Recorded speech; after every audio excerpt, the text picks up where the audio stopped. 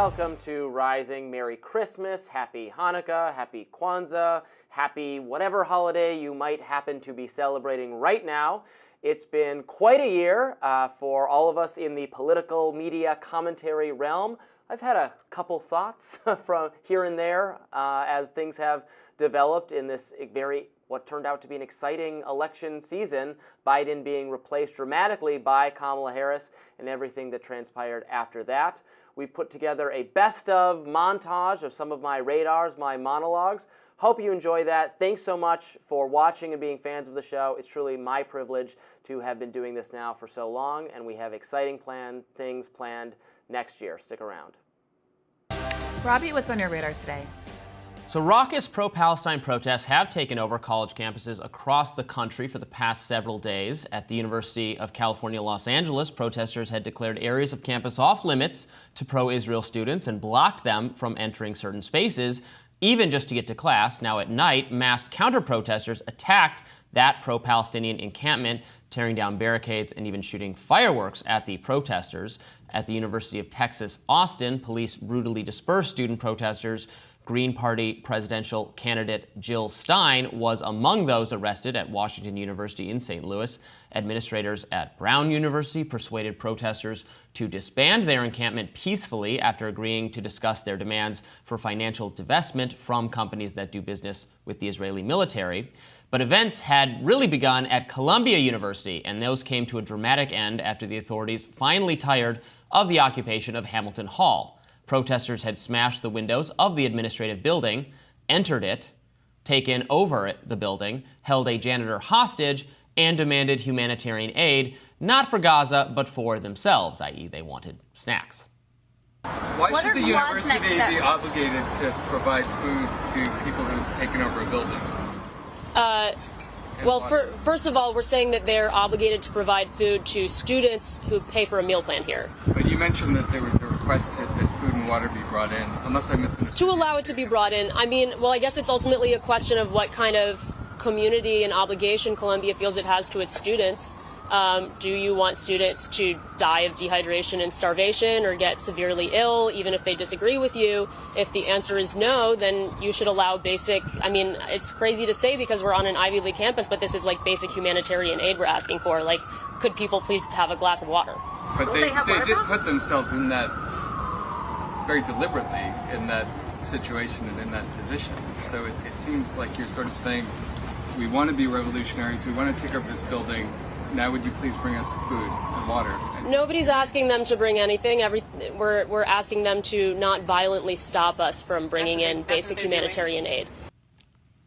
So it's easy to make fun of these protesters, many of whom seem to know very little about why they are even protesting, and some of their antics deserve not just mockery, but condemnation. Statements in support of terrorist violence, exhortations for Zionists to be killed or worse, are contemptible, as are tactics that involve preventing other students from moving about campus and pursuing their own education.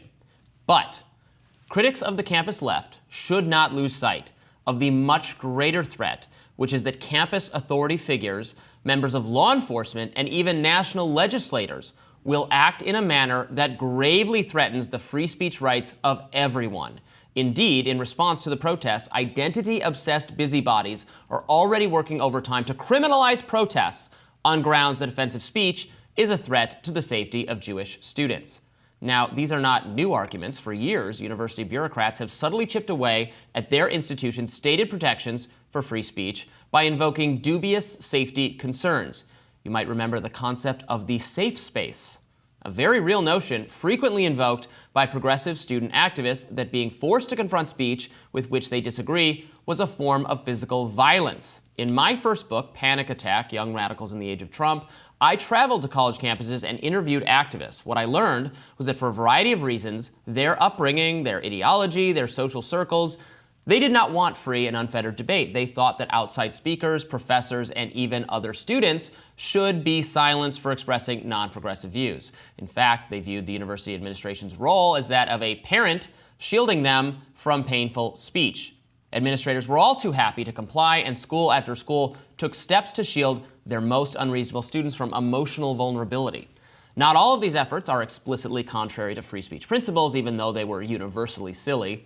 2016, for instance, the University of Pennsylvania created a safe space so that students spooked by Donald Trump's rise to the presidency could take time to breathe, play with coloring books, and pet some puppies. Duke University's 2016-era Safe Space, a production of the campus's Diversity, Equity, and Inclusion Bureaucracy, DEI, included the presence of a social worker. More perniciously, hundreds of campuses created bias incident reporting systems whereby students were instructed to call the campus authorities, in some cases the literal police, if they overheard anyone say something that could offend another person on the basis of a protected class, like race, gender, sexuality, or disability status. At Colby College, someone filed a bias incident report where they overheard the phrase, "on the other hand." With no explanation given, though I gather the ever-vigilant person worried that a one-handed person might take offense at that remark. So these developments on campuses produce widespread mockery for many Democrats as well as Republicans. Aside from a minority of extremely difficult young people and the administrators who coddle them, most people do not think the university's job is to protect students from having their feelings hurt. Enter Congress. Unfortunately, many elected officials are hypocrites, and during a perceived crisis like the one unfolding on college campuses right now, they are all too eager to pass bad laws. Case in point, on Wednesday, yesterday, the U.S. House of Representatives passed the Anti-Semitism Awareness Act by a margin of 320 to 91. This bill empowers the Education Department to take action against educational institutions that do not sufficiently combat anti-Semitic speech on campus. It also defines anti-Semitism incredibly broadly. Representative Thomas Massey, who voted against the bill, a Republican, pointed out on X that political statements about Israel would be effectively criminalized if the bill became law. Some of the statements deemed impermissible include denying the Jewish people their right to self-determination with respect to a Jewish state and, quote, applying a double standard to the state of Israel. Now, it should go without saying those are political judgments, but the First Amendment robustly protects that kind of speech, the right to disagree with the aims of the state of Israel or its government. This bill obviously flagrantly unconstitutional and, moreover, a clear violation of the idea that college students don't need protection from uncomfortable speech. Universities must protect their campuses from violence and harassment, whether that is motivated by anti-Semitism, some other political animus, or any other cause or no other cause at all. It's the action that counts, not the content of the belief. We don't criminalize thought crime. Now, the collective national media is obsessed with the campus protests, and understandably so. The spectacle of disproportionately elite, privileged young people resorting to histrionics, frequently amusing to general audiences. But people should feel free to mock them. Let's not forget, however, that U.S. Congress is using them as a pretext to grant vast new powers to federal bureaucrats with the explicit goal of enshrining into law a new right not to be offended. That would be one giant safe space.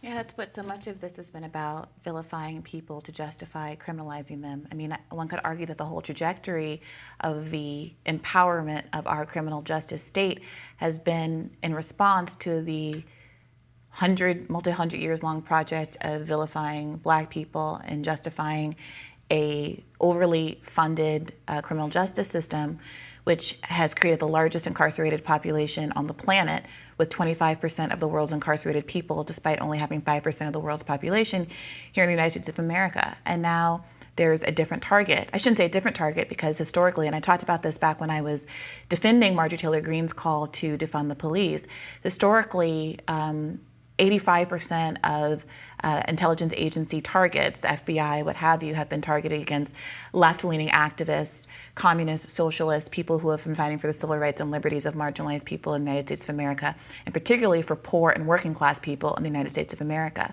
And we've seen this trend really escalate in recent years, starting, I think, with the George Floyd movement back in, or not the George Floyd movement, the BLM movement back in 2014.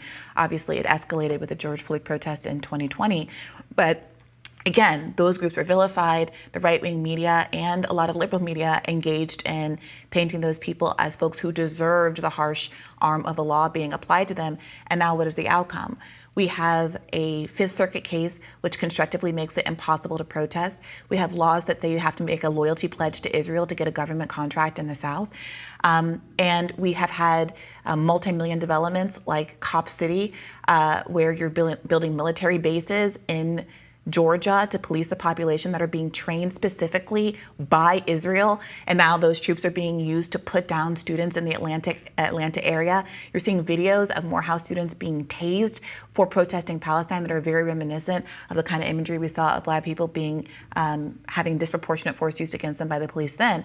And so the question is, are Americans finally going to realize that allowing a draconian authoritarian state to manifest simply because it's going after someone you don't like isn't a very good idea? And of course, liberals can be charged with that kind of myopia too when they see certain kinds of overreach being directed toward Trump-affiliated people and don't speak up. That is completely true and fair.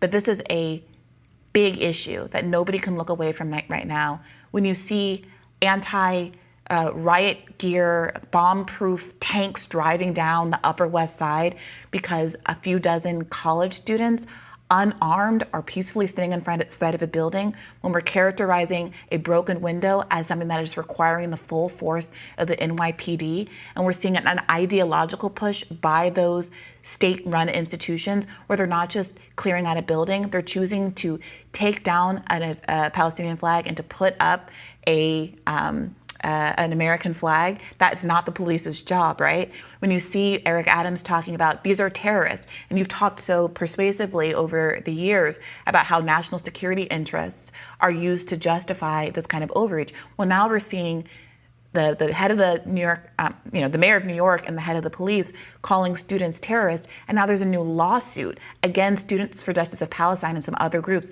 literally charging them under Terrorist Act and RICO Acts. For the crime of speech.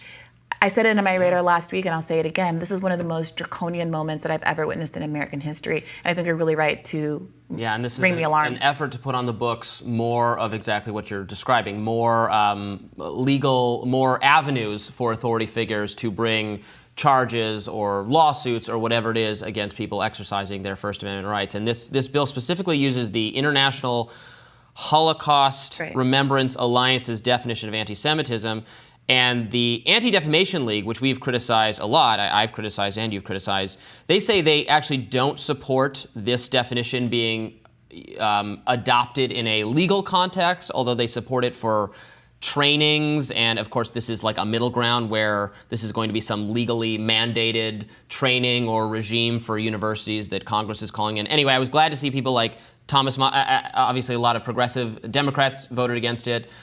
Just 20 Republicans voted against it, including Thomas Massie. And I have seen actually some criticism from very right-leaning people like Matt Walsh and a few others. Charlie Kirk saying this is exactly how we create the new institution of our censorship on campus if this kind of thing goes forward. Yeah, I mean, it makes it a hate crime to say anti-Zion, to be critical of Zionism. Right. And some people were pointing out that it would make, there are kind of kinds of Judaism that also reject Zionism. Right. So you're going to say whole categories of Jewish people based on their belief structure are also definitionally anti-Semitic. It makes absolutely no sense and could very well result in real harm coming to those groups as well. It's pernicious. All right, more Rising right after this.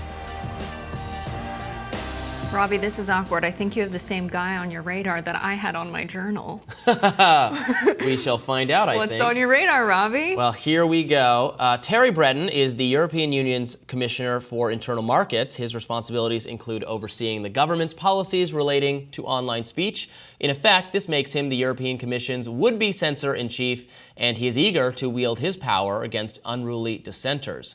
Case in point, on Monday, Elon Musk interviewed former President Donald Trump live on X, the social media site previously known as Twitter, of course. Millions of people listened to at least part of that conversation, which covered a range of newsworthy topics, everything from the recent attempt on Trump's life to support for the mass deportation of illegal immigrants. Now, the interview clearly irked Breton, who had previously warned Musk about creating a, quote, risk of amplification of potentially harmful content. His open letter to Musk, which went very viral on the internet earlier this week, teemed with bureaucratic doublespeak. He began by recognizing the platform's right to participate in free expression, and then immediately voided this protection by threatening sanctions against so-called hate speech and misinformation. And I quote, "This notably means ensuring, on the one hand, that freedom of expression and of information, including media freedom and pluralism, are effectively protected, and on the other hand, that all proportionate and effective mitigation measures are put in place regarding the amplification of harmful content." He wrote, "This is important against the background of recent examples of public unrest brought about by the amplification of content that promotes hatred, disorder, incitement to violence, or certain instances of disinformation." That's Breton's threats, which are not at all idle. The European Commission, in fact, is currently investigating X and other social media companies, but in X's case, for allegedly violating Europe's Digital Services Act, which is the main basis for this investigation being that Breton does not approve of X's new user verification policy. Yes. Under the old Twitter rules, the site would take it upon itself to verify sufficiently important people. Musk disliked this elitist practice and instead permitted all users to purchase verification. For some reason, Breton believes that verification should function whatever way he thinks is best. By personally threatening Musk with further reprisals for allowing hatred and disinformation in the context of the Trump interview, Breton has upped the ante considerably. Trump is, after all, a candidate for the presidency, and there is significant public interest in letting people listen to what he has to say, even if some European bureaucrats are perturbed by it. In fact, the European Union seems to think that Breton overstepped. In a statement, the organization noted that its president had not approved Breton's actions, and several anonymous officials complained to the media about him. This is probably a good time to mention that Breton's position is effectively an unelected one. EU commissioners are not chosen by the people. They are selected via secretive backroom dealing involving the European Council and the incoming EU president. The European Parliament has to approve or reject the entire slate of commissioners. It's slightly more transparent than the process for picking the Pope. Should unelected European bureaucrats meddle in political dialogue and work to prevent American presidential candidates from speaking their mind? The question answers itself, as Congressman Ro Khanna, a Democrat, correctly notes in a post on X, "In America, we value free speech, including conversations like the one Elon Musk is having tonight, with ideas and opinions people may dislike or even find offensive. We don't censor. Ironic, this used to be a European idea, advocated by someone named John Stuart Mill." Well said. Now, thankfully, the U.S. political system includes much stronger protections for free speech than our European counterparts. But that doesn't mean political dialogue is completely safe. On the contrary, Democratic activists are currently attempting to weaponize campaign finance laws against Trump and Musk to punish them for daring to speak. End Citizens United, a Democratic political action committee, filed a formal complaint about the Musk-Trump interview with the Federal Election Committee. The PAC wants the FEC to regard the interview as an illegal campaign contribution from X, the corporate entity, to Trump. The Donald Trump-Elon Musk campaign rally hosted on X wasn't just an incoherent diatribe of lies marred by technical difficulties. It was blatantly illegal corporate contribution to Donald Trump's campaign. That's according to Tiffany Muller, the president of that group, End Citizens United, in a statement. She also said the brazen corporate contribution undermines campaign finance laws and would set a dangerous precedent for unfettered direct corporate engagement in campaigns, end quote. Now look, it's true that corporations cannot directly give money to federal candidates. They have to give money to PACs, which can then engage in campaigning on behalf of the candidates. It's a very roundabout system, and one wonders what the improvement of it actually is.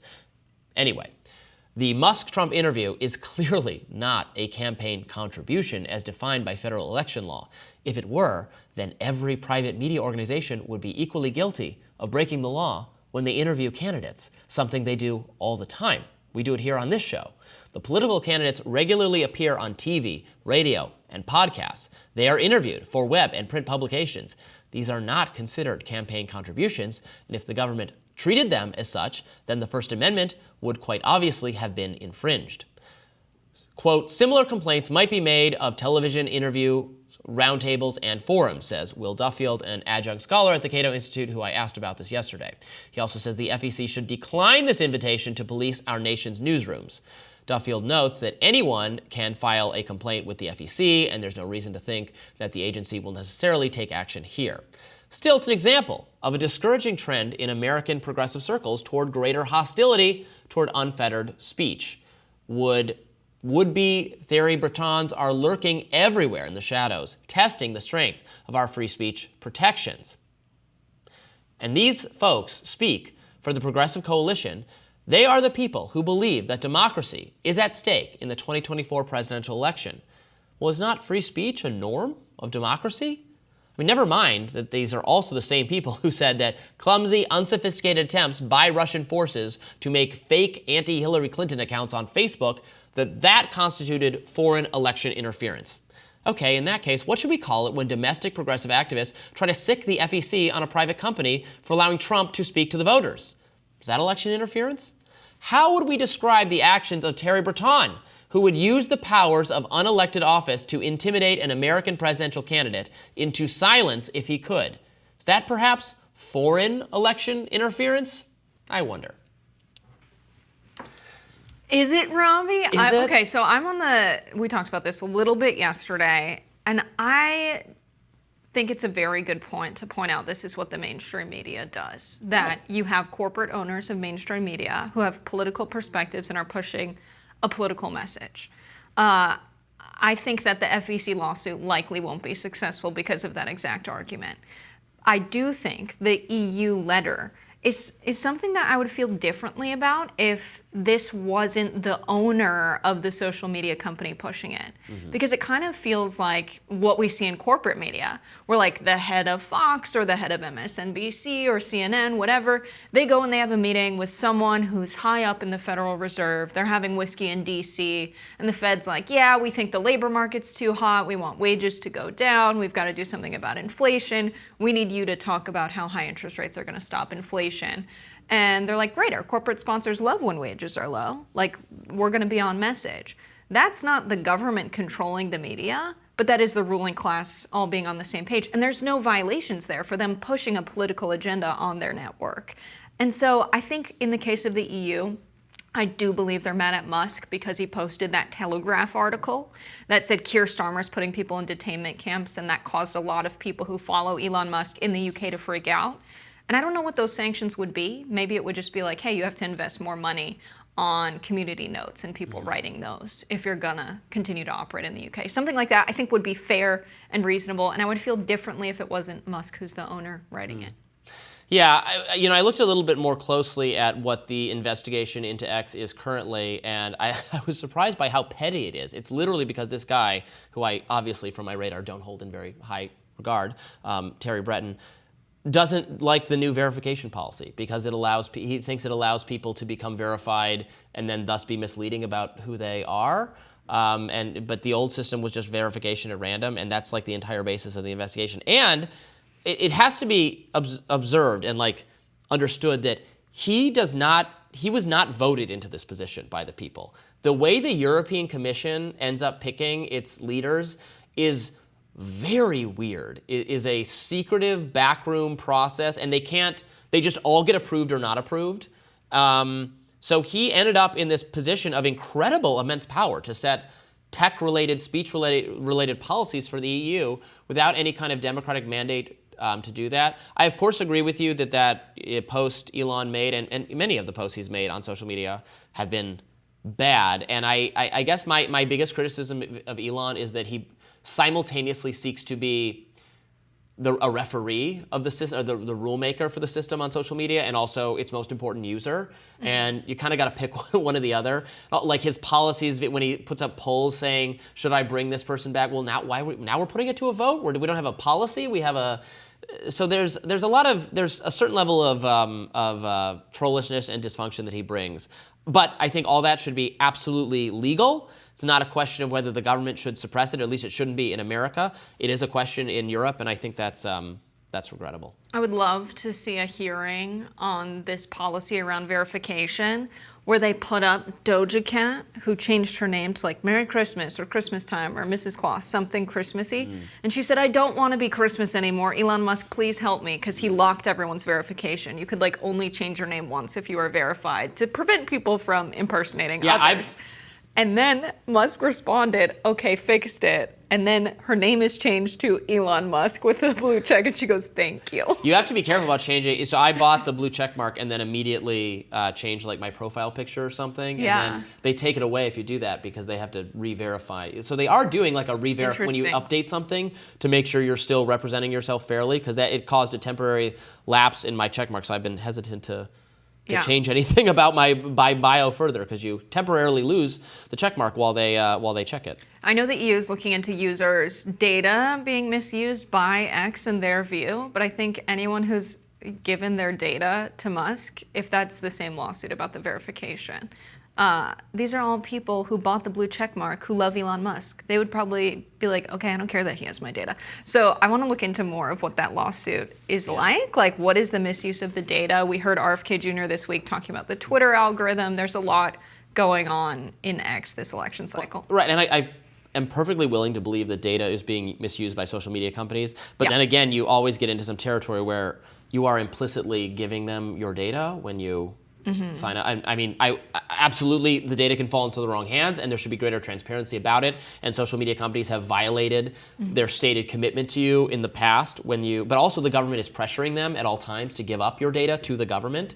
The way to solve that is to just have better end-to-end encryption, which is what a lot of the platforms are moving to, so that then when the government says, give us the data on these people, the social media company gets to go, can't, sorry, we don't have it. Yeah. So we'll see about that. More Rising right after this.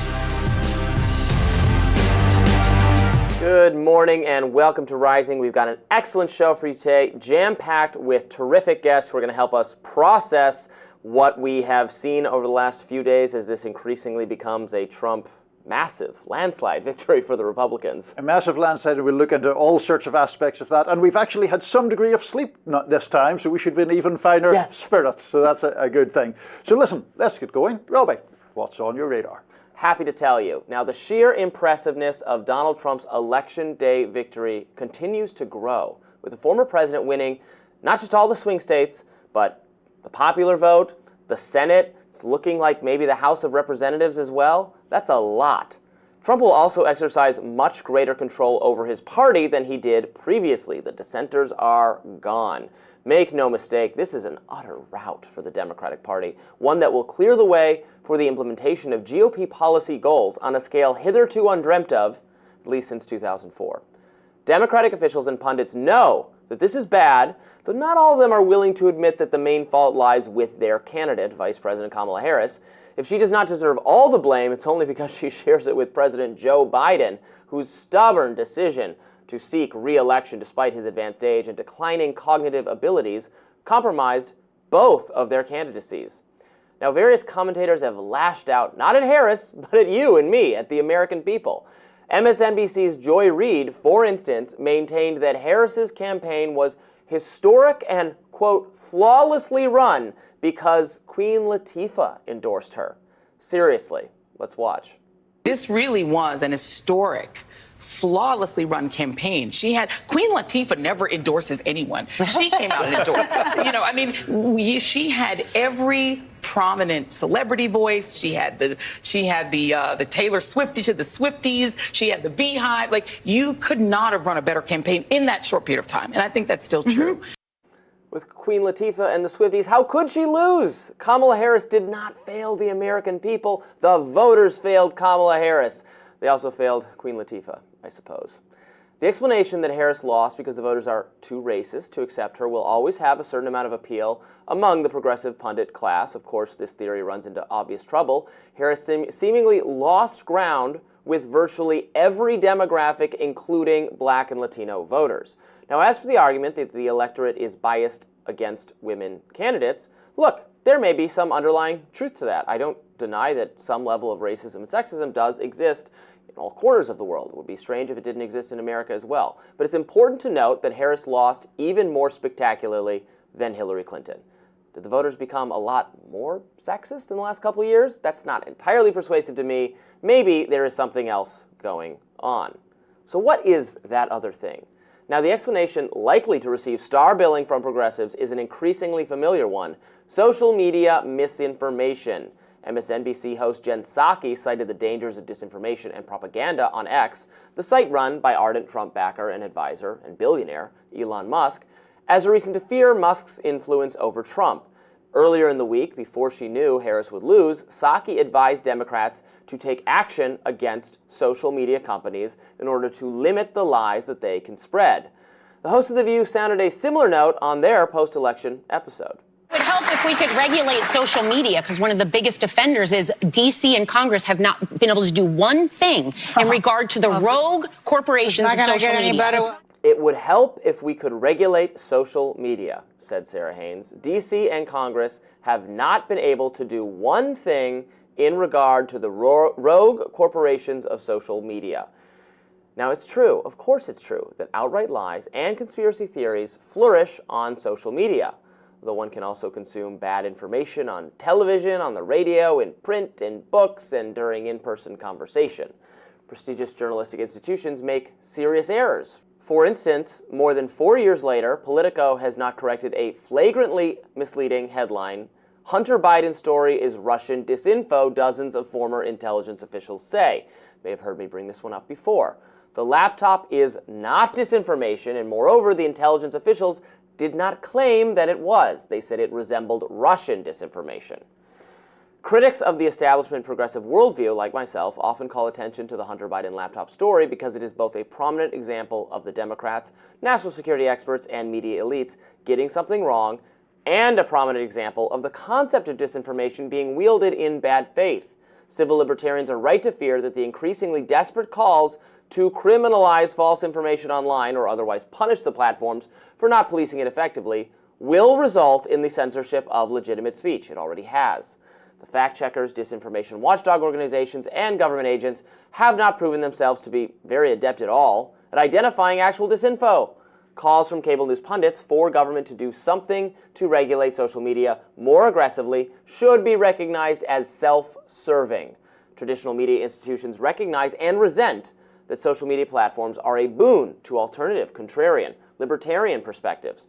They allow independent writers, thinkers, and commentators to reach audiences without relying on legacy organizations. It's important to recognize that heavy-handed regulation of social media, something proposed by just as many Republicans and Democrats, by the way, would not merely reduce online misinformation, it would destroy the independent media ecosystem entirely. Provisions like Section 230, which protects social media companies from liability for user-generated content, allow the internet to function the way it does. Now, I say that's a good thing for the platforms, it's a good thing for free speech, and it's a good thing for contrarian perspectives. It's a bad thing for traditional media gatekeepers, and they know it. It's also striking to me that Democrats and media figures do not hesitate to denounce Trump's brazen and authoritarian tendencies, but fail to recognize that threatening, intimidating, and regulating social media companies until they agree to crack down on disfavored speech is itself an authoritarian action. Now, if Democrats really think they can't beat Trump unless they gut online speech protections, surveil social media companies, and deal a blow to the First Amendment, well, they should get used to the authoritarian moniker, because that's how I'm going to describe them. So listen, a lot of thoughts there, Robby. I know, I'm in a spicy mood. Yeah, Hit me, Niall. absolutely. And I have some points that I agree with and some I disagree with, as usual. Well, that's why we love you. Exactly. I think that in relation to the Harris thing and like, oh, how could someone lose because Queen Latifah endorsed them, is just like a manifestly ludicrous thing to say. And I think there is this tendency in liberal media quarters to just find excuses that overlook the obvious and find all sorts of nefarious reasons to as things that influence the media. I think that you and I have a principal disagreement on the topic of pushing back against whatever you want to call it, misinformation, which you think of as repressive and I think of as healthy in some ways. And the issue really, it gets down to whether, in Elon Musk's case, for example, you have a man who has personally spent more than $100 million in support of a particular candidate, who is also the literal owner of a major channel where people now get their information. Now, that doesn't mean that everything he puts out is false, but it does, I think, call into question this idea that he's simply providing a neutral platform upon which people express their views. I do hear that, and I wish that he did not try. I've said this before. Try to be both the referee and the the coach of a player or the coach of one of the sides. It is striking to me how much whining and complaining there was for conservatives about Mark Zuckerberg's, much less overt favoring of Democrats. And of course, Mark Zuckerberg ended up making an enemy, an even more powerful enemy of Democrats for what reasons that I think are utterly not fair to him at all. But still on Elon's site, you can fact check. Look, I think obviously responding to and trying to correct actually false information is a good idea and is the job of journalists and is the job of features on social media platforms like Community Notes, which I love. I just don't think it should be done, and I don't think you really disagree with this, that we ought to be really careful if that's being done at the level of government and being done at the level of suppression. I think it should be left to actually the professionals, the journalists, who do get things wrong, as we point out all the time, and then they have other people checking them. One great community, I think this is the right place, I wanted to note it, great community note I saw yesterday from, that Alan Lichtman guy? Yeah. So that's the guy with keys. With the keys to determine who's going to win. And we actually had him on for an interview a couple weeks ago, and he just tore into Nate Silver. He has this feud with Nate Silver. That's right, yeah. Nate Silver, whose models are just much more accurate than Alan Lichtman's random guess, and he had so Alan Lichtman wrote on X. Unlike Nate Silver, who will try to squirm out of why he didn't see the election coming, I admit I was wrong. And there's a community note immediately that goes, Nate Silver's model predicted a 50-50 possibility of Harris or Trump winning, and he wrote a piece in the New York Times 2 weeks ago saying he thought Trump would win. That's great. I probably shouldn't give our viewers behind the curtain thing insights into the Hill.com inside, but we wanted to headline a piece on that forecaster on forecaster violence, which I wish we had done, but we thought better of it. Look, I do think that the community notes thing can be useful. I just think that to me, there's a big separation between people genuinely expressing a view, even if that is a heterodox view or an independent view or an unpopular view, and people putting actual fake news in the sense of news that has been confected or invented. Mm-hmm. There was a suggestion this campaign of a purportedly Russian misinformation thing where they had a clip of a purportedly Haitian man who was claiming he had voted in multiple locations, and it was literally false. Like, it wasn't like a debatable point. It was like something that had been invented. I think in a situation where so many people get their news from social media, you have to figure out what is the appropriate thing to do about that kind of stuff without repressing people's right to free speech. Well, we've got a lot more today on the show about the role of non-traditional media and podcasts in boosting Donald Trump, which he took full advantage of. Actually, Barron Trump, his son, was involved in the efforts to get him on with Theo Vaughn and all sorts of other people. Very interesting. We have John Krakauer on the show to talk about that. More Rising right after this. Good morning and welcome to Rising. We've got another great show for you today. Trump is making some picks for his team, for his administration. We're going to talk about that a little bit later. We have an appearance by Li Fang, one of our favorite guests, to discuss something he wrote. And I will be interviewing the chair of the Libertarian Party, Angela McArdle, about her strategy for influencing Donald Trump a little bit later. Hello, Namiki. Nice to see you. Robby, I know you have a lot on your mind, and this is a full show, yes. But I hear you have some thoughts. What's on your radar? All right, let's get to it. As we analyze what went so right for the Trump campaign and what went horribly, horribly wrong for the Kamala campaign, I'd like to take a look at the two candidates' media strategies. Trump's embrace of podcasts and alternative media made him more popular than ever before and allowed him to reintroduce himself to young people, particularly young men, and make gains with working Americans, with Latino voters, and so on. Meanwhile, Kamala Harris spent $20 million on star-studded events, concerts, and celebrity endorsements and meet and greets. Katy Perry, Lady Gaga, Bon Jovi, even Oprah, whose production company reportedly received $1 million to collaborate with Kamala. Now, Oprah, it should be noted, denied she herself was paid anything. Still, the strategy is self-apparent. Kamala Harris thought celebrity endorsements from liberal Hollywood would help sell her to the American people. How did that work out? Now, there was one potential celebrity endorsement, not from a mainstream celebrity, but a celebrity all the same, that I think would have made a difference had she earned it.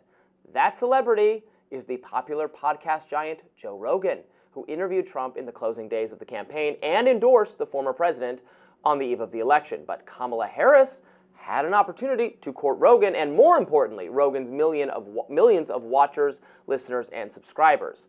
And Rogan was happy to have a conversation with Kamala Harris.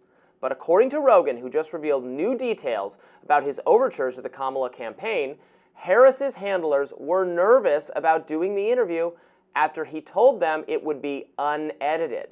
Take a listen. Look, this is one of the reasons why I wanted to talk to Kamala Harris. I'm like, I bet there's a person in there. I bet I can get to that person. Yeah. I wanted to find that person. I don't want to hear all the speeches. I don't want to hear, I was raised middle class. I don't want to hear any of that. She's a roller skater. You know that? No, I would love to find that out. Yeah. I would love to talk to her about all kinds of I literally said, like, because there was a few restrictions of things they didn't want to talk about. But I said, I don't give a I go, get her in here. Like, whatever you want to talk about. And they want to know if I edit. I'm like, there's not going to be any editing. There's no editing. Yeah. We're not going to edit. But yeah, that's the same thing they asked us. Is there an edit? You know? I just wanted to talk. I feel like you give someone a couple of hours and you start talking about anything, I'm going to see the pattern of the way you think.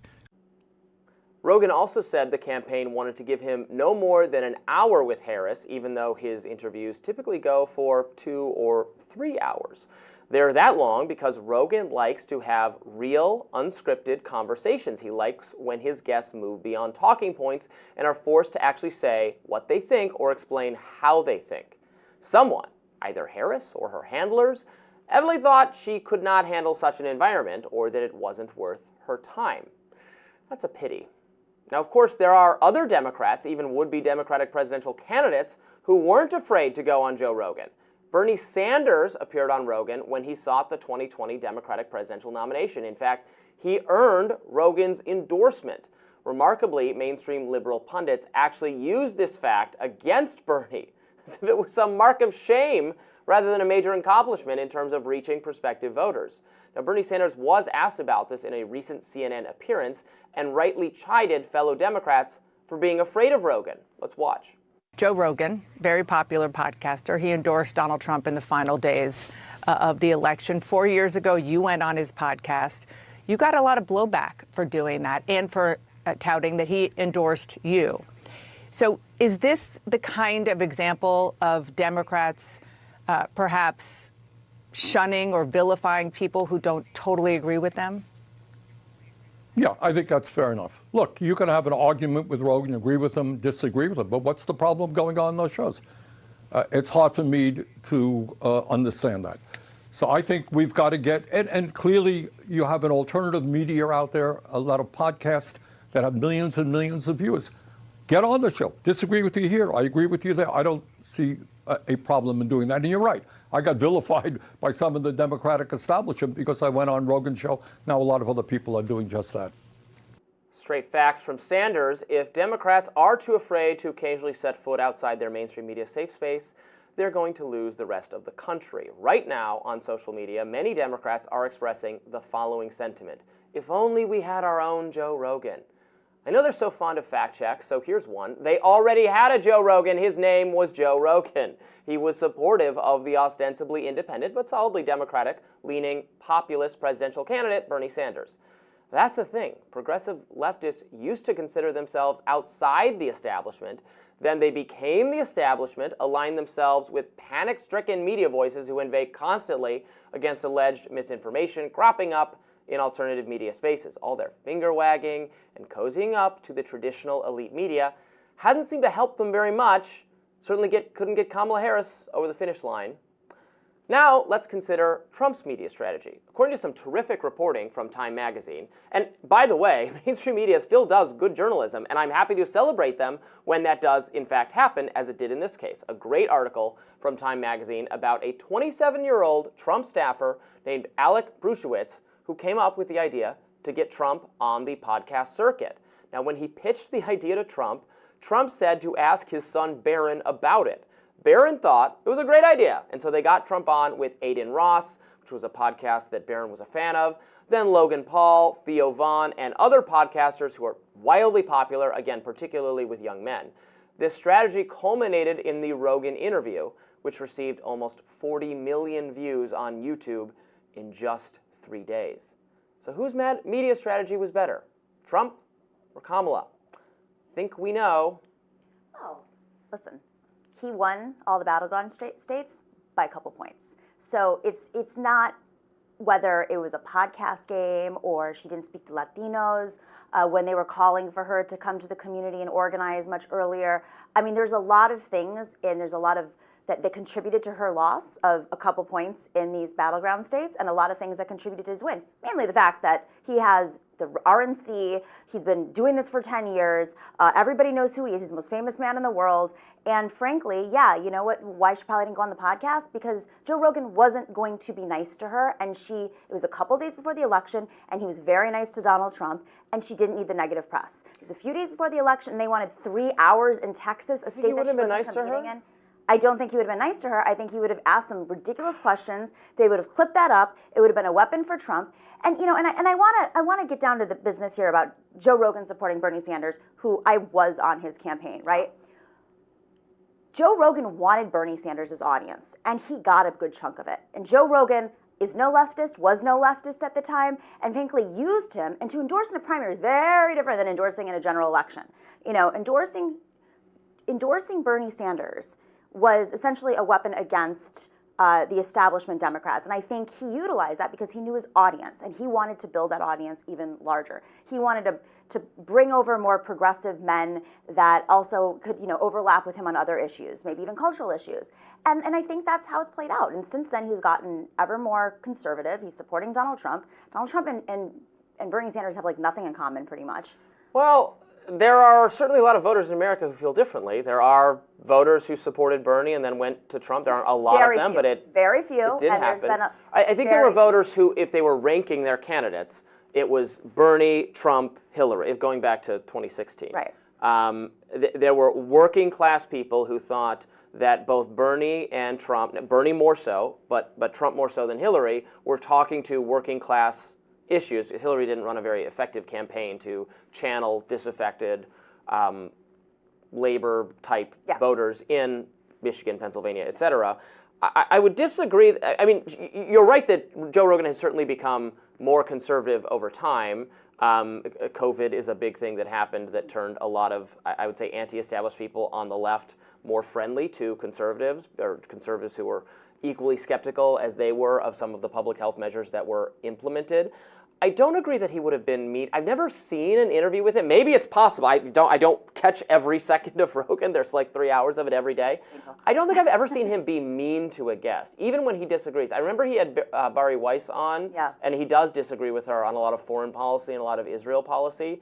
And he disagreed with her, but it was extremely polite. He was not mean to her at all. So I can't imagine him being mean to Kamala. I think the risk for Kamala is that she would not have sounded sincere or interesting for that long a period of time, and her people knew that, and so they didn't want to put her in that environment. But that's an indictment of the candidate. I don't think that's true. I think that when you're coming into the final days of an election, every single choice you make is a major choice. And to go off to Texas, sit with him for 3 hours, right? And it's not a swing state. It's you know, it obviously. Well, but Texas, it's not like it matters just in Texas. It's his viewers I understand are everywhere. that. It's that she had to leave going to campaign in those final days, and he wanted 3 hours, and of course you have to prepare. And it wasn't something that was a priority. And frankly, I don't think she would have won over Joe Rogan's audience. Like, let's be real. I think if anything, it would have amped them up even more and gotten them more excited to vote against her. You know, the other thing about this is we talk about podcasts, but it's really YouTube podcasts, because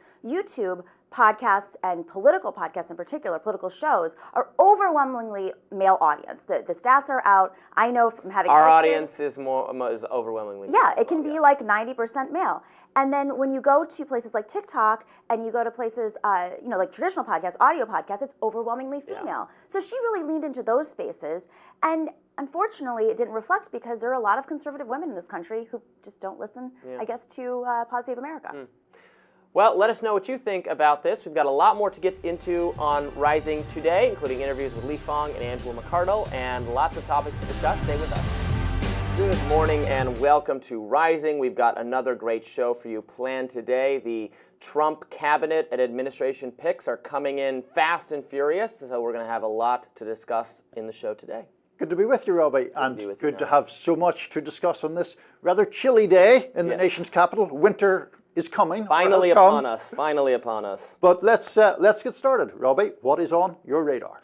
All right. Well, Trump is staffing up that second administration, and I have some good news, but also some less good news. First, we will start with the good news.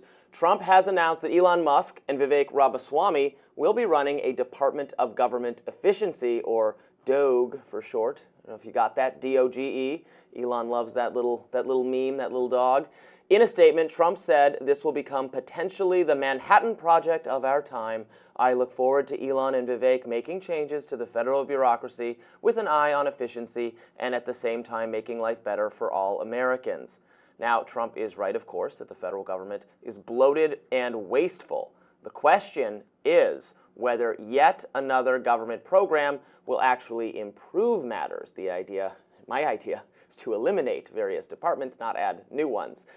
Department of Government Efficiency is almost an oxymoron, as Ron Paul once said. But if Elon and Vivek are serious about getting rid of unnecessary federal programs and regulations, well, good for them. By adding Elon and Vivek to his administration, Trump has chosen two people who are committed to the America First agenda in terms of domestic policy. These are solid choices. Now for the less good news. Trump's rumored choice for Secretary of State has baffled many of his allies and supporters who hoped that this time, finally, they would be getting an America First foreign policy in which the U.S. did not needlessly involve itself in world affairs, and in particular, military entanglements. Unfortunately, Trump's choice appears to be Florida Senator Marco Rubio, an ardent neoconservative who has supported every single disastrous foreign intervention undertaken by the Bush administration, the Obama administration, and even the Biden administration. Trump initially seemed to understand that the people backing him this time do not want a return to the Republican Party of old. That's why he smartly announced that Nikki Haley and Mike Pompeo, two Bush-style neoconservatives, would not play a role in the administration. This delighted Trump's non-interventionist, national conservative, and libertarian fans. Marco Rubio, however, represents a return to form, and an insincere one at that. The truth is that Marco Rubio, while being committed to a hawkish interventionist foreign policy, has experimented with just about every form of conservatism there is. He was vehemently against Trump, calling him a con artist and the, quote, most vulgar person to ever aspire to the presidency, but now he's for Trump. Okay, well, he's in good company there. Basically, every Republican has made that pivot. He's also completely changed his position on immigration. He formerly supported a pathway to citizenship. Now he doesn't. In 2016, Rubio knew that tariffs were bad policy and that they would hurt us just as much as they would hurt China. Today, of course, he wants to expand tariffs. So what does Marco Rubio really believe in? I'm not sure anyone knows for sure. But the only category of policy views he holds and has never flipped on is foreign policy, where he is reflexively hawkish. As former Representative Ron Paul, a non-interventionist libertarian, put it on X, yesterday was a bad day for those who endorse America First in our foreign policy, with reported Trump appointments of neocons like Elise Stefanik, Mike Waltz, and Marco Rubio to be Secretary of State. Many who hoped that Trump 2.0 would be different than Trump 1.0 are feeling dejected and betrayed. Is there any hope left? Now, I give Ron Paul a tremendous amount of credit for continuously calling out the neoconservatives. His son, Senator Rand Paul, also had Rubio's number all the way back in 2015 when he pointed out that Marco Rubio and Hillary Clinton were indistinguishable on foreign policy. Let's watch Paul on CNN back then. How do you view Hillary Clinton in terms of her foreign policy views? I see her as a neoconservative. I see her I see her and Rubio as being the same person. They both want a no-fly zone. They both have supported activity in Libya, the war in Libya that toppled Gaddafi, an intervention that made us less safe. They both have supported pouring arms into the Syrian civil war, a mistake that I think allowed ISIS to grow stronger. And they both have supported the Iraq war. So, I mean, what's the difference? So Hillary Clinton and Marco Rubio are the same person. How do you define a neoconservative? Somebody a lot of times who believes in big government, both domestically and internationally. And so many of the big neoconservatives came out of a movement. They were Democrats mostly. They were some Marxists and socialists, but they were people who ultimately came to believe that we needed a big government involved internationally as well. So a neoconservative often is a big government person for domestic policy and a big government person for internationalism. And I think actually Hillary Clinton fits the bill probably better than any, but I think she's also the most likely of all the candidates to get us back involved in another war in the Middle East. Should Donald Trump pick for his Secretary of State a Republican who is functionally the equivalent of Hillary Clinton? Of course not.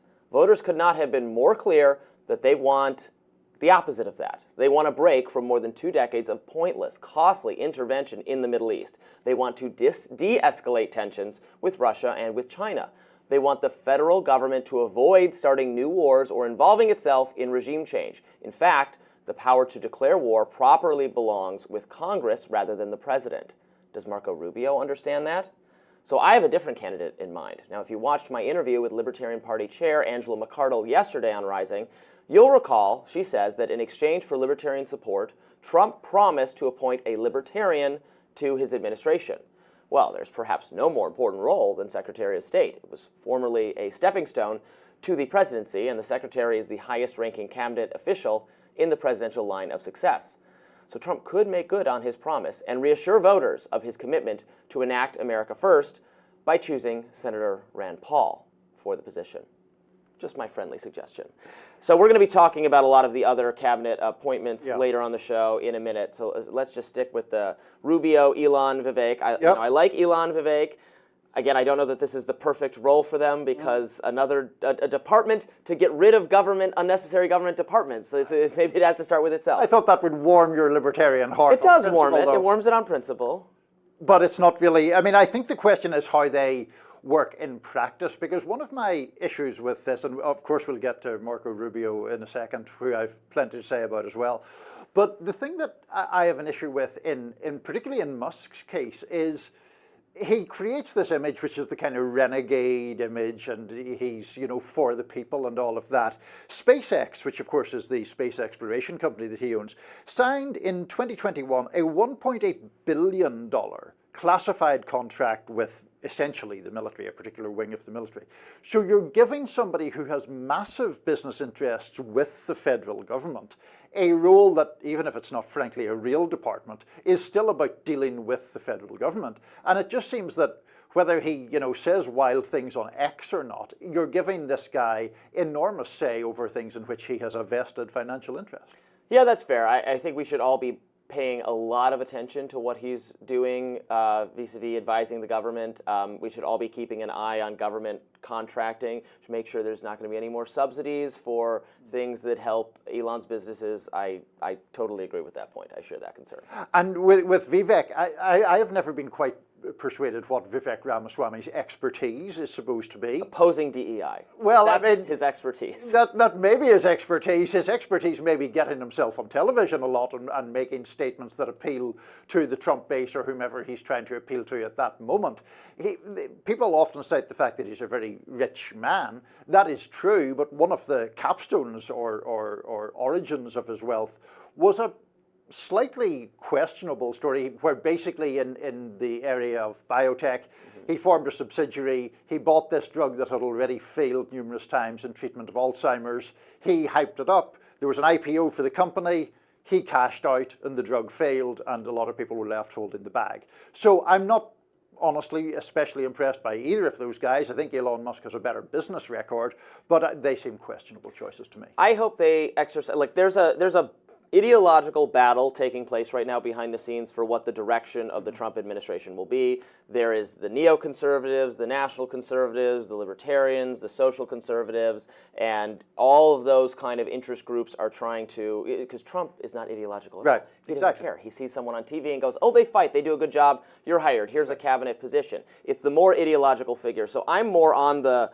Vivek Elon side in what the kinds of policies I want to come out of the Trump administration. This is why I was so discouraged by the Rubio announcement, because whatever he is, it is not what I am, as far as I can tell. No, and I think that's true. And I think that one of the things that is a bad trait of Rubio's, but maybe you would take some comfort in, is the fact that he is so changeable ideologically. The only thing that has been consistent about Marco Rubio is that he's disappointed pretty much everybody at some time, right? He came up as this Tea Party guy. Yeah, I liked that. That version was okay. That version was passable, and he threw that out the door. Since he got elected, and then there was the reasonable centrist immigration reform guy, and then there was the anti-Trump 2016 person, and now there's the pro-Trump person.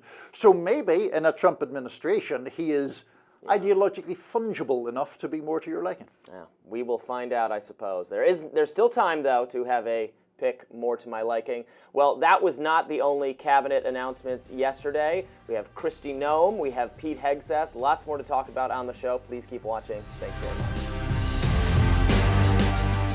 Good morning and welcome to Rising. What we have for you today is a show, and you're about to watch it. Hello, Niall. Hello, Robby. Thank you for that very enthusiastic introduction. It's an important clarification. Sticking to the facts. Indeed. Glad to say that. Just the facts, that's what people come here for. Well, and a little bit of opinion too. So, on that topic, Robby, what's on your radar? Tiny bit of opinion for you. Regular viewers of MSNBC were treated to quite the surprise on Monday morning when Morning Joe co-host Joe Scarborough and Mika Brzezinski revealed that they had visited Mar-a-Lago and spoken to Donald Trump for 90 minutes.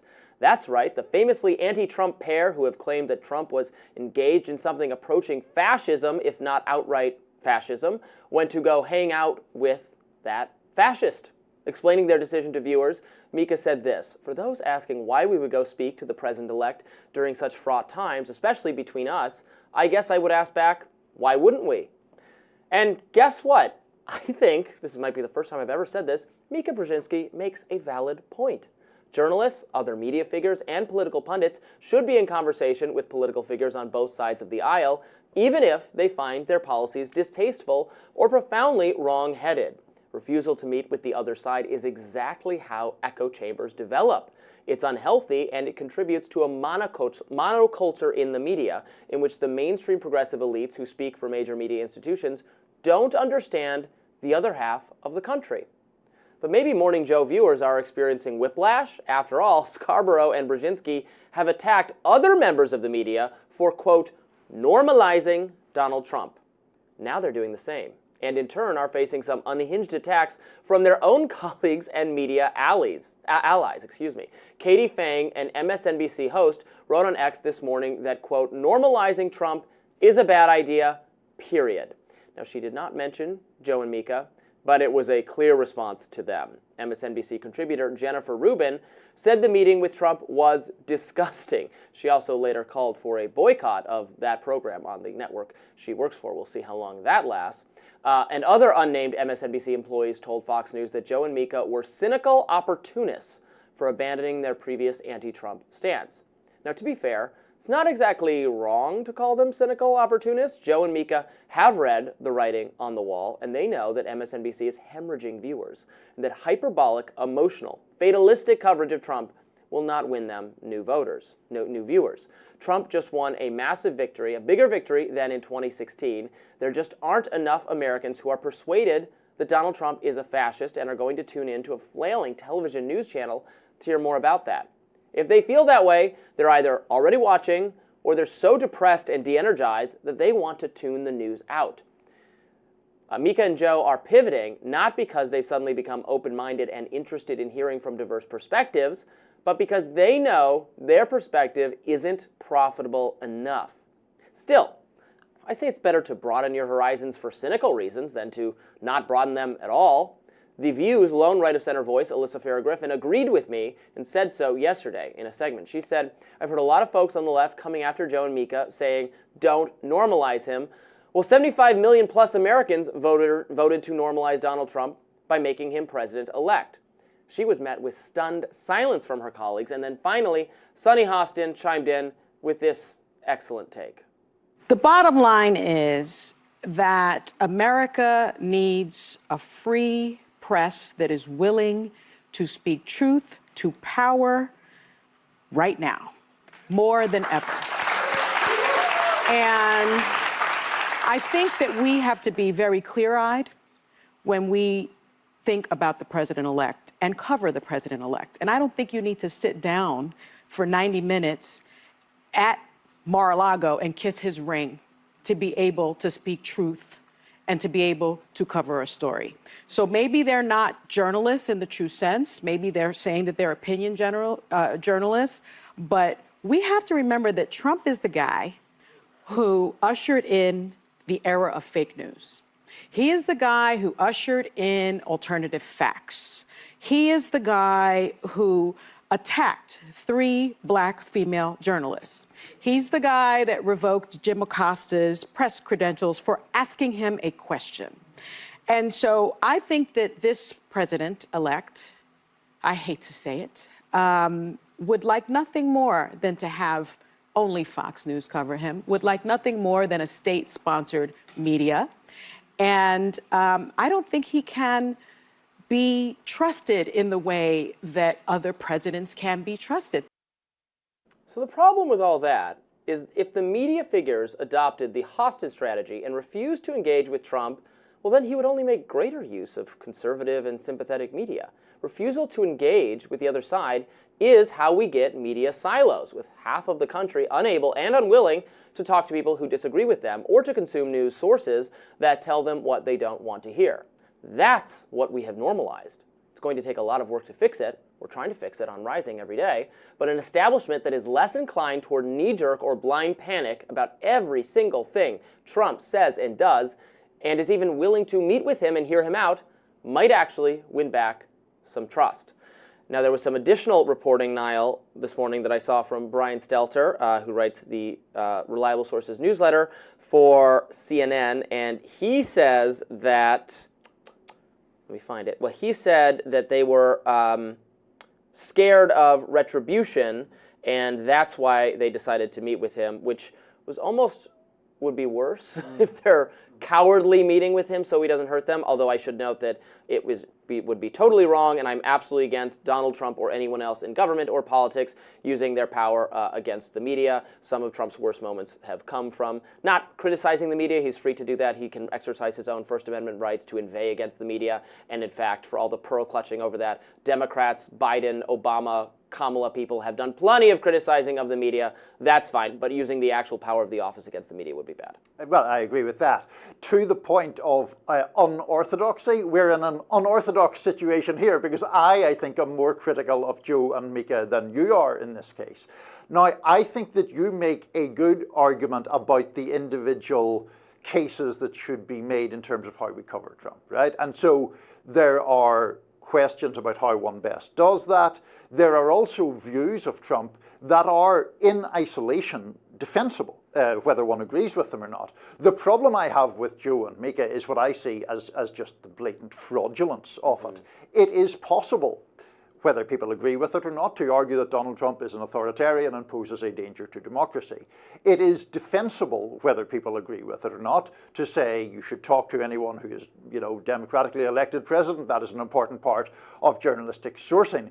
What is implausible to me is to flip from one to the other the moment it appears to be to your advantage to do so, and then claim some high-minded principle for doing so. I think Mika Brzezinski made some remark about how there had been 5 years of political warfare that she and Joe were heroically going to provide balm to the nation. And I just think that's such a ridiculous cover on what's just a move made out of self-interest. Well, you're not wrong. What can I say? You're not wrong. However, I tend to be, I'm a forgiving person. Yes. And if you flip your position and you flip it to be more in line with, what I think is the way to conduct yourself, then I might still make fun of you as you do it. But I'll be glad to see it, and I'll be glad to see more measured, more temperamentally measured coverage, because I don't think the media should pull their punches. I intend fully to exhaustively criticize the Trump administration if they do things I disagree with.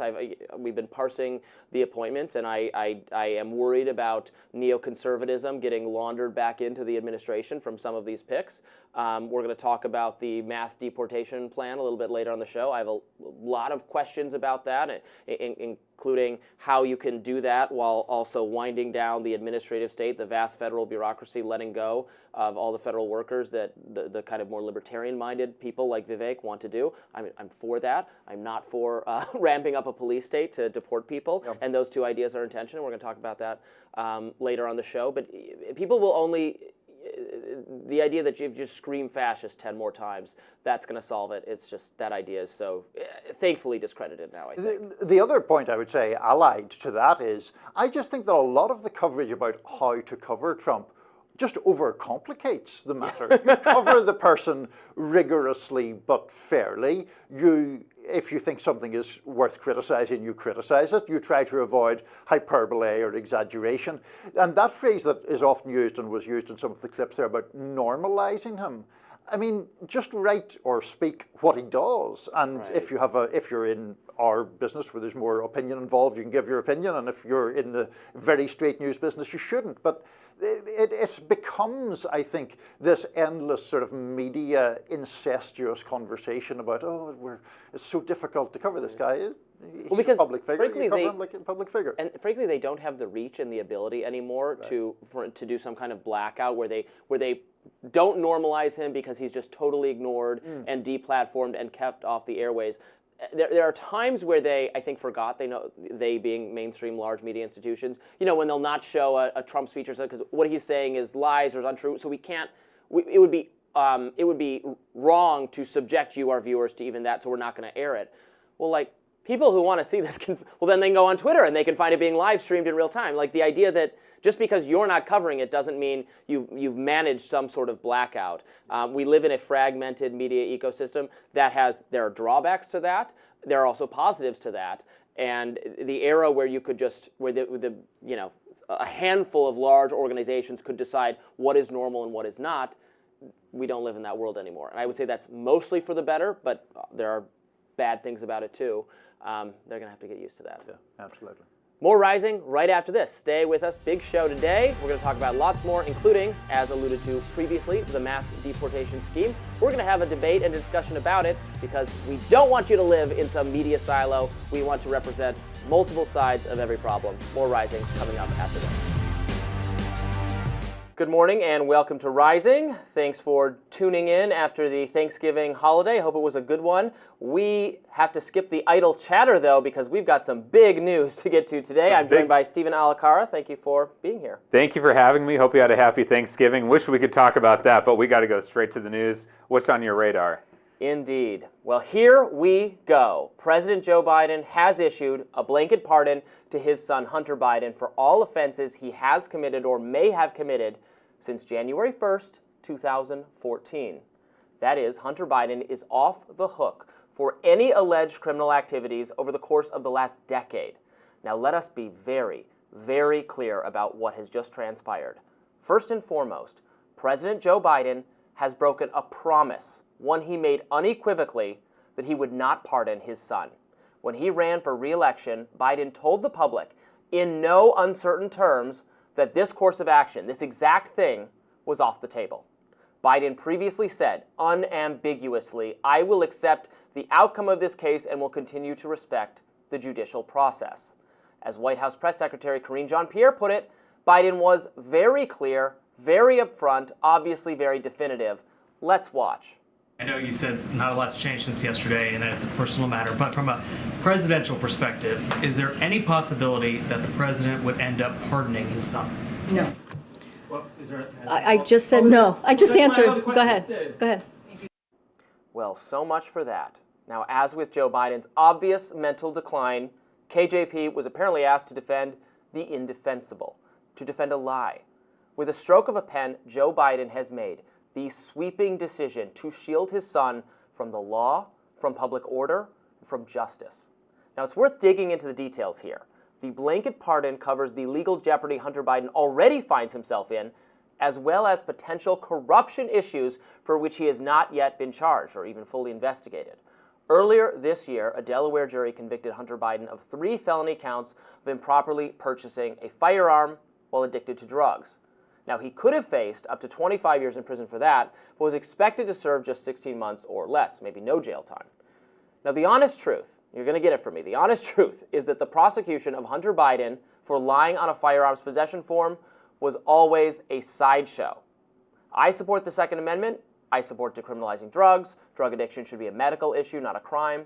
Showing Hunter Biden leniency in that case would not have been altogether improper.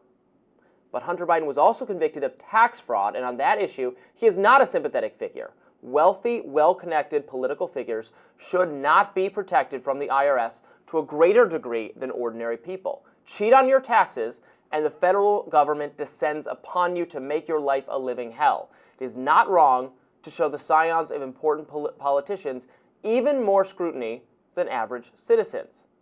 Okay, but the biggest issue, much bigger than tax fraud or improperly filling out a gun form, is the one for which Hunter Biden was never charged: influence peddling. For years, during Biden's vice presidency and afterward, Hunter sold his access to his father, and he sold it to foreign interests in China and Europe.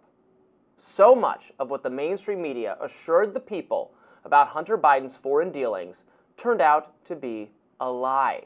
In fact, Hunter Biden arranged for Dad to call into business dinners to meet with business associates. That's not all. Hunter Biden also sought to leverage his influence with his father to benefit foreign business interests.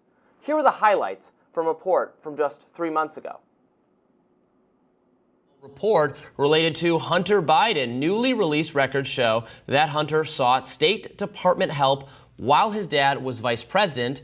New York Times reports that Hunter, acting on behalf of a Ukrainian energy company, Burisma, you probably know it by now, requested help from the U.S. Embassy in Rome, in Italy, for a potentially lucrative business deal. Now, Hunter wrote at least one letter to the U.S. ambassador to Italy in 2016 seeking assistance for Burisma, the Ukrainian gas company where Hunter sat on the board. Now, the officials seemed uneasy with Hunter's request and wrote back, quote, "This is a Ukrainian company, and purely to protect ourselves, USG should not be actively advocating with the government of Italy without the company going through the DOC Advocacy Center." It's just what we know so far. That was a recent revelation. Imagine if they actually dug into it. Now, was any of this criminal?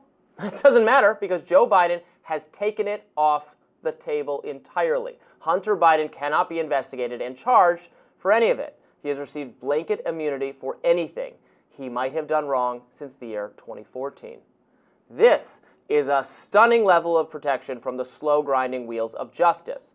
Make no mistake, there is nothing remotely like this so far in all of American history.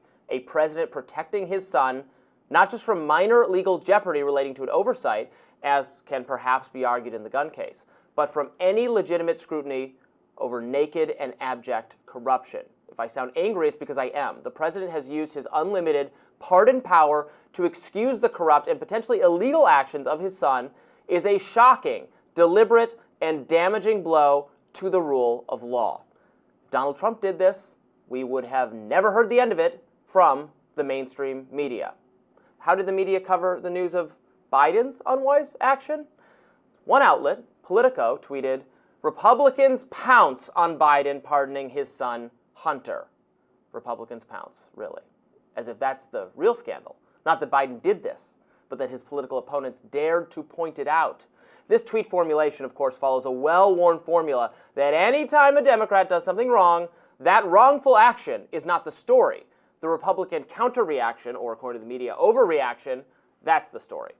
Enough of this. Biden broke a campaign promise, betrayed his legacy, betrayed the principles of law and order and justice for all, for the lowly and the mighty alike, and he did it all while every mainstream media institution in the country insisted that Donald Trump was a unique and unparalleled threat to American democracy. Well, the president has just issued perhaps the most disreputable pardon in this country's history. That president is not Donald Trump. That president is Joe Biden. All great points, Robby. This is bad. It's bad precedent. It's bad politics. And the only person who had been talking about potentially pardoning Hunter Biden was Donald Trump. What's interesting here is that Biden is essentially adopting the Trump point of view that the justice system is politicized and that it's weaponized. And now, look, do I think that people deserve a second chance and redemption is important? Yes. Do I think that the justice system potentially is weaponized, as both Trump and Biden have talked about? Very possible. But the problem here is that this pardon is being selectively used on the president's son after Biden said over and over again that he wouldn't do it. And if you think about one of the core premises of why Biden was elected in the first place, it was to move us back to normalcy.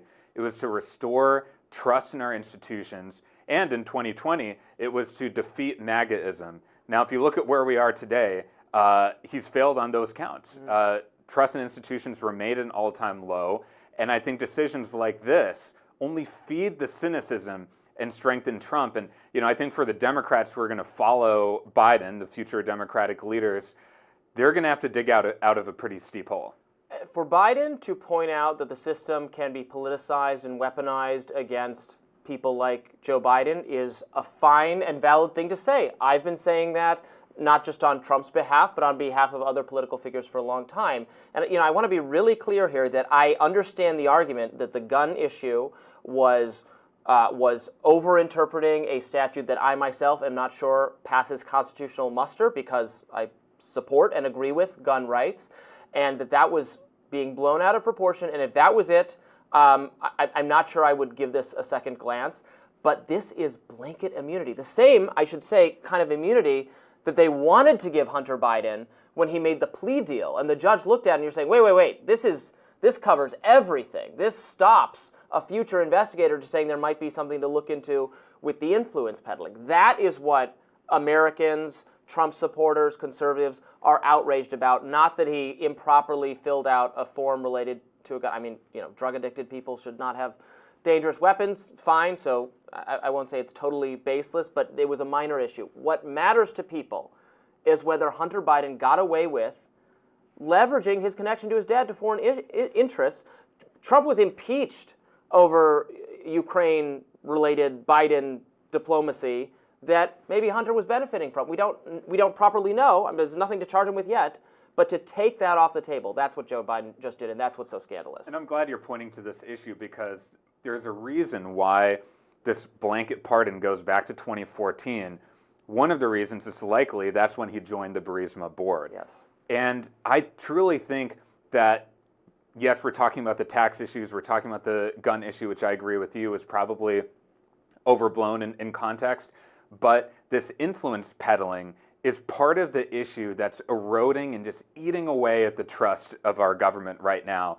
Part of the takeaway from this past election is that I think voters generally feel like the elites have gotten too powerful and that they've gotten away with too much. And then you see a pardon like this, it just further reinforces that narrative. And now it's very possible we may never know what Hunter Biden was doing specifically about influence peddling, except for what he's already said publicly, which is he would not have gotten some of those positions, some of those very lucrative board seats, if his last name was not Biden. I think it's clear the politics of this are very bad for Joe Biden and the Democrats. It seems, very hypocritical. It's being done. There's no Biden's party has lost his reelection. Democrats are going to be out of power. There is not an immediate political cost to pay. They've already lost. The battle is over. They lost. So the thinking must be, might as well do this now. Last chance to do so before he leaves office, and it's not going to. There's no immediate political cost to pay because they've already paid the political cost of their bad decisions. Nevertheless, I think just tactically, strategically, it is wise for Democrats, up and down media figures to just condemn this as opportunistic and hypocritical. Some are doing so. I saw Colorado Governor Jared Polis, who's a Democrat I like, did that. Others, like Eric Holder, crawling out of the woodwork to say, oh no, this is all fine and dandy. It's incredible. Yeah, well, Governor Polis is positioning himself in an interesting way to be more independent-minded here. Yes. And he said, I think, what's on the minds of a lot of people. As a father, you might be able to sympathize with the father-son relationship here, but you can't put your family ahead of the party. I mean, how many times did we hear in the campaign, country above party, and that Democrats were criticizing Trump for only wanting to serve himself? This is obviously a pretty self-serving decision. And 2 points on the timing, as you were referencing. One is that Hunter Biden's sentencing hearing was going to happen this Wednesday for one of the cases. And the second is Biden could not have done this pardon during the campaign. That would have created even more problems for them. And I do think that the result of this election plays a role too. I think that Biden does not want to play any games or take any risks with a Trump Justice Department in the future. So hypocrisy just all around here. And some people will be wondering if it's just about protecting Hunter. Is it actually about protecting himself as well? We've got lots more to talk about on Rising today. We're not done talking about the Hunter Biden pardon. In fact, we have Michael LaRosa, former press secretary to Jill Biden, going to be on the show to discuss, and we'll look at reactions from across the political spectrum coming up in a bit.